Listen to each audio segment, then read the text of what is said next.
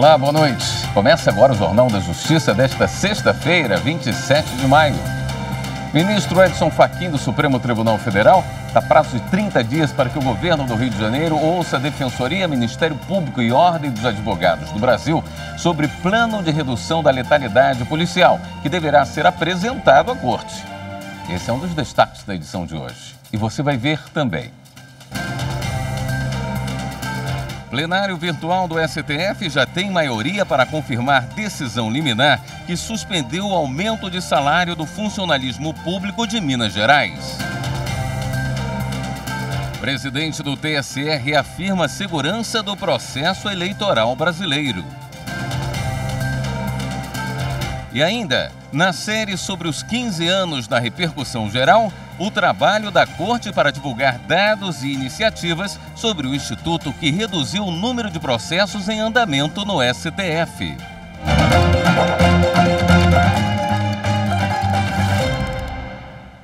O ministro Edson Fachin, do Supremo, determinou ao governo do Rio de Janeiro que ouça em 30 dias as sugestões e as críticas da Defensoria Pública e do Ministério Público Estaduais e da Ordem dos Advogados do Brasil quanto ao plano de redução da letalidade policial, que deverá ser apresentado ao Supremo numa ação sobre as operações policiais nas comunidades do Rio.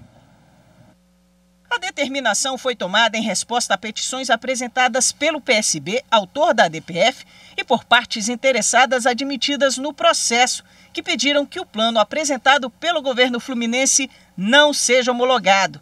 Esse plano foi determinado pelo Supremo em fevereiro durante julgamento sobre ações policiais em comunidades do Rio de Janeiro durante a pandemia. O partido argumenta que o Plano Estadual de Redução da Letalidade, apresentado pelo governo estadual, não atende às exigências do STF por ser genérico e por não ter contado com a participação da Defensoria Pública, do Ministério Público e da OAB do Rio de Janeiro. Também não foi convocada audiência pública para debater a proposta. Outro problema seria a necessidade de compra de mais material bélico para as polícias, sem indicação de aquisição de GPS para as viaturas e para as unidades que atendam às comunidades mais pobres. Em resposta, o Estado do Rio de Janeiro disse que está empenhado em cumprir a determinação do STF. Segundo o Estado, o plano foi elaborado em cumprimento ao decidido na DPF, com medidas objetivas e detalhamento das ações que deverão ser tomadas pelas polícias civil e militar do Estado. Em sua decisão, o ministro Edson Fachin explicou que a adequação do plano aos parâmetros fixados pelo STF será analisada no julgamento do mérito da DPF, depois de ouvido o grupo de trabalho sobre polícia cidadã no Observatório de Direitos Humanos do Conselho Nacional de Justiça. Mas antes, é indispensável que sejam atendidos os requisitos formais para sua elaboração, com a participação do Ministério Público Estadual, da Defensoria Pública do Estado e da OAB. É preciso ainda que o plano seja debatido em audiência pública, para que se possam colher sugestões da sociedade civil. Antes de esgotado o prazo de 90 dias fixados pelo STF, o governo do estado havia juntado aos autos a íntegra do decreto que contém o plano. De acordo com o relator, embora seja louvável a iniciativa do estado de, em curto prazo, cumprir a decisão do STF, o decreto não registra as contribuições específicas da Defensoria Pública, do Ministério Público e da OAB. Fachin assinalou que, embora não caiba a esses órgãos a elaboração do plano, a eles é assegurada a oportunidade de apresentar sugestões e críticas, porque são eles que também fiscalizarão a implementação das medidas. Por outro lado, apesar de o Estado não ser obrigado a acolher as sugestões apresentadas, é seu dever responder a elas e justificar as razões de eventual não acolhimento, até para posterior controle do STF. O mesmo deve ocorrer com relação à consulta pública. Em julgamento no plenário virtual, os ministros do STF formaram maioria para referendar uma liminar do ministro Luiz Roberto Barroso, que suspendeu o aumento de salário para servidores públicos de Minas Gerais. A liminar foi concedida em uma ação proposta pelo governador de Minas Gerais, Romeu Zema, para questionar trechos da lei estadual. Zema argumentou que a proposta legislativa foi feita sem analisar o impacto orçamentário e financeiro. O governador disse que encaminhou o projeto de lei em março com proposta de reajuste de 10,6%, correspondente ao IPCA de 2021. Mas por meio de emendas, o Legislativo concedeu mais 14% às carreiras da segurança pública e da saúde e mais 33% a carreiras da educação básica. O relator do caso é o ministro Luiz Roberto Barroso. No mês passado, ele concedeu uma liminar e afirmou que havia risco de dano irreparável aos cofres públicos caso os aumentos de salário fossem concedidos. Isso porque o Estado não poderia reaver os valores recebidos de boa-fé. Na época, o governador Zema informou ao STF que o impacto seria de mais de 8 bilhões de reais, o que traria desequilíbrio às contas do Estado. O julgamento do referendo termina nesta sexta-feira, mas já conta com a maioria para a confirmação da decisão do relator. O presidente do Supremo e do Conselho Nacional de Justiça, ministro Luiz Fux, esteve nesta sexta-feira no Tribunal de Justiça de Goiás. O ministro Luiz Fux foi recebido pelo presidente do Tribunal de Justiça do Estado de Goiás, desembargador Carlos França, e outros desembargadores do TJGO. Durante o encontro, o chefe do Poder Judiciário goiano falou das principais ações da atual gestão do TJGO para otimizar a prestação jurisdicional em Goiás. O presidente do STF e do CNJ agradeceu a recepção dos colegas e parabenizou projetos e ações da Justiça no Estado. Veja a seguir, presidente do TSE reafirma a segurança do processo eleitoral brasileiro. Voltamos em instantes. O direito à informação é um direito humano e um direito fundamental que encontra lastro na Constituição. Dentro desse contexto, nós temos um excelente trabalho prestado pela TV Justiça, porque ela leva a informação à sociedade. A partir do momento que a TV Justiça noticia com imparcialidade os julgamentos realizados pelo Supremo Tribunal Federal e pelas outras cortes brasileiras, ela leva conhecimento à sociedade e presta relevantes serviços de informação.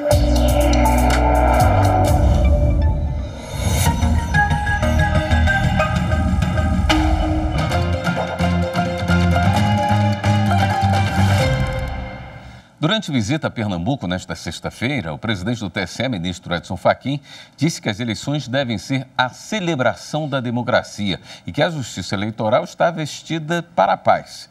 O ministro também destacou a segurança do processo eleitoral brasileiro.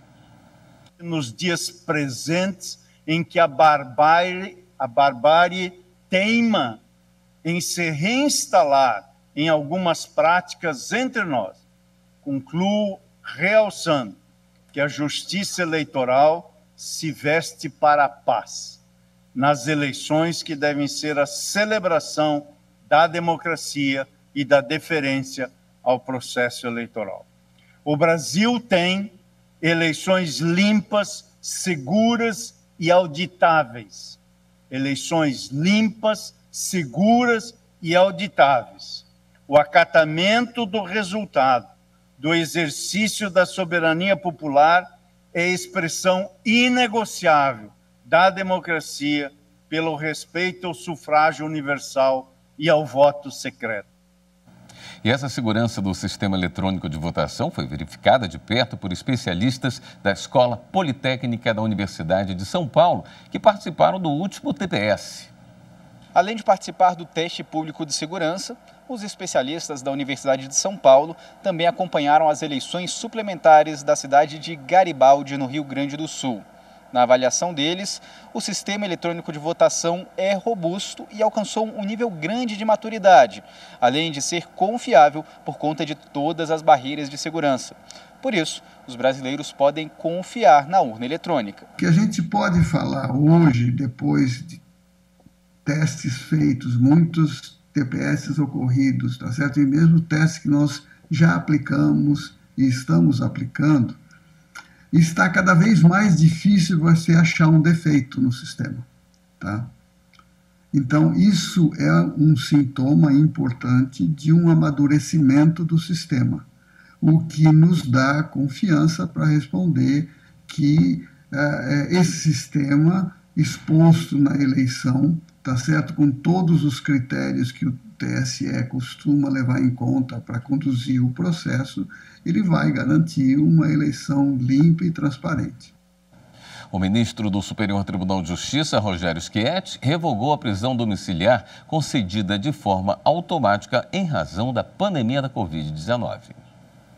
Sem ouvir o Ministério Público de Minas Gerais, o juízo da Vara de Execuções Penais da comarca de Ribeirão das Neves deferiu o regime domiciliar a um homem condenado por extorsão com emprego de arma de fogo e estupro.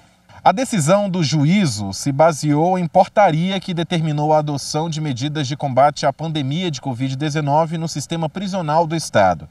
O Tribunal de Justiça de Minas Gerais negou provimento ao recurso do Ministério Público Mineiro, registrando que a concessão da prisão domiciliar estava em conformidade com a portaria. Para o relator do caso no Superior Tribunal de Justiça, ministro Rogério Schietti Cruz, a falta de intimação prévia do Ministério Público não torna nula a decisão do juízo de primeiro grau, já que não se comprovou prejuízo para as atribuições do órgão, nem ofensa ao contraditório ou à ampla defesa. No entanto, o ministro observou que a concessão do regime domiciliar, fundamentada em portaria que estipulou medidas de combate à Covid-19, não indicou nenhum fato concreto relacionado a motivo de saúde nem à disseminação do vírus no presídio que justificasse a concessão da medida.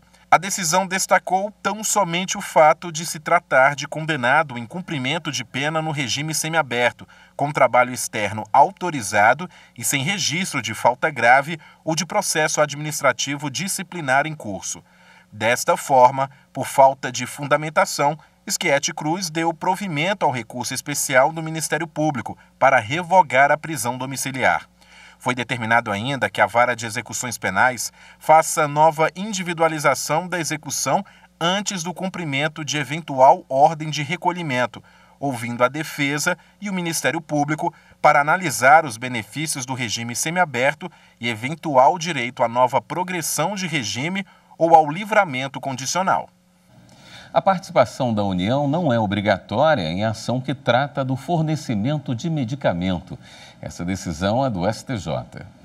Na origem, o Tribunal de Justiça de Goiás extinguiu sem resolução do mérito mandado de segurança impetrado contra ato do secretário estadual de Saúde em virtude do não fornecimento do medicamento linagliptina, registrado na Anvisa, mas que não consta na lista do SUS. No acórdão, o Tribunal Goiano apontou, com base no tema 793 da repercussão geral do Supremo Tribunal Federal, a necessidade de inclusão da União no polo passivo, o que não seria possível por se tratar de mandado de segurança. A relatora do recurso no STJ, ministra Suzete Magalhães, lembrou que o STF, ao apreciar o tema 793, fixou a tese de que os entes federativos são solidariamente responsáveis nas ações que buscam uma prestação na área da saúde, competindo à autoridade judicial direcionar o cumprimento da decisão conforme as regras de repartição de competências e determinar o ressarcimento a quem suportou o ônus financeiro. Na ocasião, acrescentou a relatora, o STF entendeu que o tratamento médico adequado aos necessitados se insere nos deveres do Estado, sendo uma responsabilidade solidária dos entes federativos. Por isso, o polo passivo pode ser composto por qualquer um deles, isoladamente ou em conjunto. Como o mandado de segurança não chegou a ser processado na origem, a segunda turma deu parcial provimento ao recurso ordinário para anular o acórdão do Tribunal de Justiça de Goiás, afastando a necessidade de inclusão da União no polo passivo das ações que tratam do fornecimento de medicamento registrado na Anvisa, ainda que não incorporado em atos normativos do SUS, e determinou o retorno dos autos para que seja dado regular processamento no mandado de segurança. No próximo bloco tem a última reportagem da série sobre os 15 anos da repercussão geral. Continue com a gente. A TV Justiça consolidou-se no tempo, sobretudo como um canal de prestação de serviço à sociedade brasileira. aproximando o poder judiciário do cidadão, a dar amplitude e visibilidade aos grandes julgamentos de temas sensíveis que afetam a vida de todos nós. Ademais, a linha editorial e a extensa programação da TV Justiça notabiliza-se por interagir não só com a comunidade jurídica, mas também com o cidadão comum.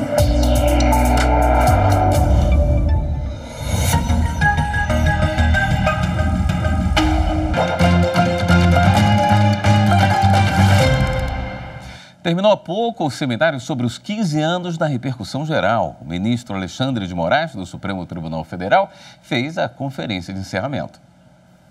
O seminário reuniu no Supremo juízes, ministros, representantes da Suprema Corte e de outros tribunais. Mas muita gente também participou de forma online. O ministro Alexandre de Moraes contou a história da repercussão geral, a implantação e as mudanças ao longo do tempo, e lembrou a importância dela no direito brasileiro. O que é um marco importantíssimo para a segurança jurídica, para a celeridade processual, para a garantia de igualdade nos julgamentos. Falo com absoluta tranquilidade, porque desde a edição da Emenda Constitucional 45, em 2004, em dezembro de 2004, quando, se nós pegarmos a época, a maioria da doutrina apostava muito mais nas súmulas vinculantes, eu já destacava que a verdadeira revolução no sistema de jurisdição constitucional brasileiro seria a repercussão geral. A repercussão geral permite que apenas casos de importância jurídica, política, social ou econômica do país cheguem ao Supremo, já que a decisão sobre um determinado caso serve de base para todos os processos semelhantes em tramitação na Justiça. Em 15 anos, a repercussão geral permitiu a redução do acervo de recursos de 118 mil para 11 mil. O ministro Joel Paciornik, do Superior Tribunal de Justiça, falou sobre os efeitos sociais da repercussão geral.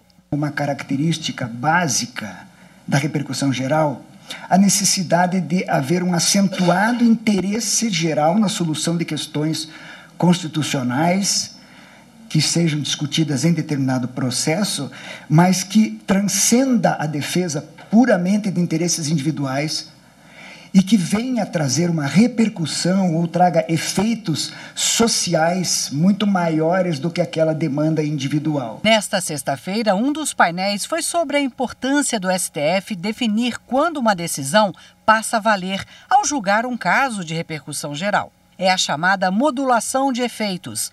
Para a juíza Daiane Nogueira de Lira, chefe de gabinete do ministro Dias Toffoli e moderadora do painel, o Supremo busca assegurar e preservar a segurança jurídica. Quando a gente trata de modulação de efeitos, a gente está tratando de algo como inerente ao Instituto da Repercussão Geral e ao próprio sistema de precedentes.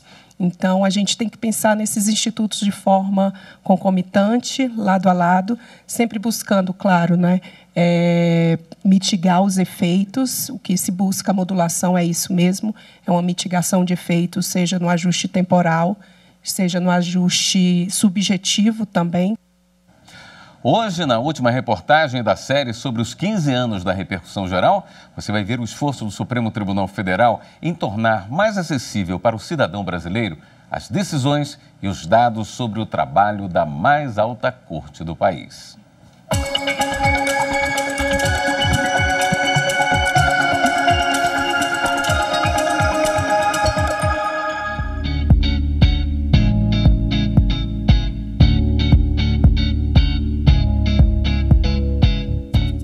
Mudanças no Código de Processo Civil e no regimento interno do Supremo Tribunal Federal contribuíram para a evolução do Instituto da Repercussão Geral.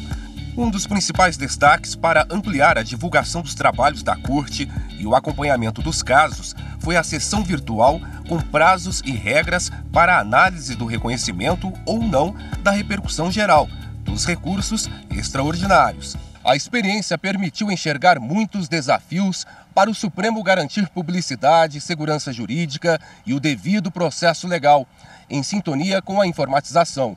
Em meio à pandemia de Covid-19, o sistema virtual ganhou ainda mais visibilidade e o Judiciário se esforçou bastante para isso. Os relatórios que eu entrego a este Parlamento demonstram cabalmente que o Poder Judiciário brasileiro se reinventou para continuar garantindo o acesso à justiça e assegurando os direitos fundamentais da população afetada pela pandemia. A página principal do STF, por exemplo, traz uma aba específica sobre repercussão geral.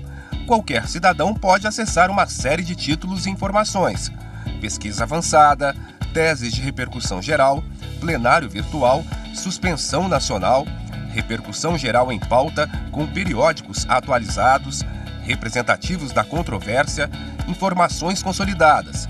O portal ainda tem dados disponíveis sobre a lista de processos sobrestados nas instâncias inferiores, em razão da sistemática da repercussão geral, e que aguardam decisões do STF. As teses relativas aos temas com repercussão geral ou com reafirmação de jurisprudência são divulgadas tão logo enunciadas, ainda que os acórdãos não tenham sido publicados.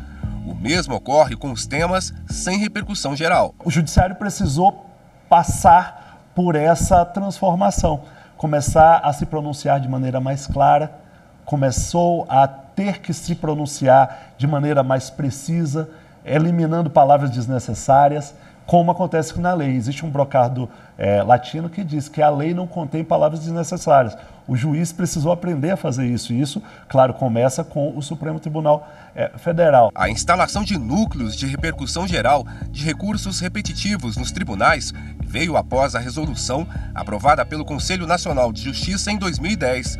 A proposta foi apresentada por Bruno Dantas, hoje ministro do TCU, mas na época, conselheiro do CNJ. O CNJ determinou que todos os tribunais do Brasil constituíssem núcleos com servidores efetivos para quê? Para impedir que a alternância, a rotatividade de presidentes alterasse o critério de exame. Reuniões e cursos com servidores que atuam diretamente no processamento do recurso extraordinário e no enquadramento em temas de repercussão geral ajudaram a aprimorar o fluxo dos processos. Na hora que o Supremo fala que vai julgar a questão, ou seja, reconhece a repercussão geral de uma questão, há atividade de sobrestamento de processo, paralisação de processos. Mas a paralisação desses processos precisa ser analisada pela equipe dos tribunais de origem. Então eles analisam, determinam o sobrestamento. Depois que a aplicação, o julgamento da tese aqui no Supremo, a fixação da tese, há a replicação dessa tese em todos os processos sobrestados. Ou seja, o Supremo fixou uma tese, não vamos mandar esses processos para o Supremo, vamos aplicar aqui. Então imagine o ganho de celeridade nisso. O projeto Cestas Inteligentes, com encontros virtuais durante a pandemia, fortaleceu os núcleos de gerenciamento de precedentes, para trazer mais racionalidade ao sistema judicial. A publicação Repercussão Geral, pela Secretaria de Altos Estudos, Pesquisas e Gestão da Informação do Supremo, foi mais uma iniciativa para ampliar o volume de material sobre o tema. Alexandre Freire acompanhou cada passo dos avanços e das dificuldades da história da repercussão geral. Ele, o ministro do Supremo, Luiz Fux, e o ministro do TCU, Bruno Dantas, em 2014, lançaram o livro Repercussão Geral da Questão Constitucional. Na época, avaliaram os 10 anos de prática da repercussão geral. Agora, o foco está na atualização da obra sobre os 15 anos de implementação do Instituto. O que de lá para cá nós experimentamos de inovação? Por quê?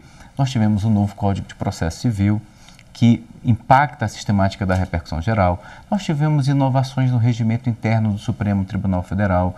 Nós tivemos também uma construção jurisprudencial da própria repercussão geral, ou seja, os ministros, examinando o tema, passaram a dar contornos próprios à repercussão geral. Então, tudo isso exige uma reflexão. Um levantamento inédito vai permitir apurar números da repercussão geral. Em abril, o Supremo e o IPEA, Instituto de Pesquisa Econômica Aplicada, firmaram parceria para realizar o estudo. Ele vai possibilitar a análise das características dos recursos extraordinários e estimular a produção e divulgação de conhecimento acadêmico-científico e reflexões para o aprimoramento do Poder Judiciário, em especial do STF. A pesquisa está dividida em várias fases. Nessa primeira fase, a gente pretende já ter os primeiros resultados num período de 4 meses. A ideia é que a gente possa, assim, aprimorar a eficácia e eficiência do sistema de justiça, além de fornecer à população indicadores relevantes sobre como esses processos tramitam na mais alta corte do país. E o Supremo lançou o programa Corte Aberta. O nome já diz o que o STF quer: aumentar a transparência prevista na legislação brasileira e na Agenda 2030 da ONU. Uma das frentes é tornar mais acessível para o cidadão os dados sobre o trabalho da mais alta corte do país, na prestação jurisdicional. Entre eles, as informações sobre a repercussão geral. É um programa para o cidadão, promovendo informação relevante e útil para que as pessoas, mesmo quem não tenha uma formação jurídica ou entenda de dados, consiga acessar essas informações e conhecer qual é o perfil de julgamento e atividade da Suprema Corte do Brasil.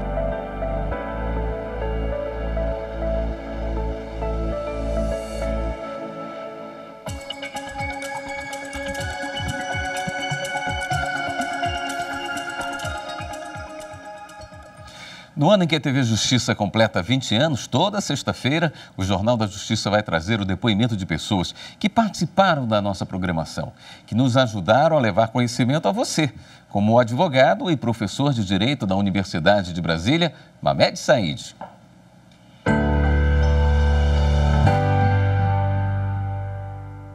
Em vários momentos, pude participar de programas da TV Justiça, em estúdio e fora dele, e pude constatar de perto a dedicação do seu corpo técnico, o esforço que faz por construir uma TV de qualidade, democrática e pluralista. Então, para mim, tem sido motivo de muita satisfação, como membro do mundo jurídico, como professor de direito, ter participado, ainda que de forma pontual, dessa trajetória vitoriosa da TV Justiça. Portanto, vocês estão de parabéns, está de parabéns a sociedade brasileira por ter esse instrumento à sua disposição. Vida longa à TV Justiça.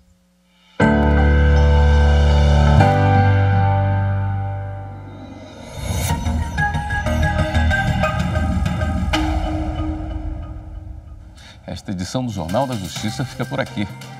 Um excelente fim de semana para você. Até segunda.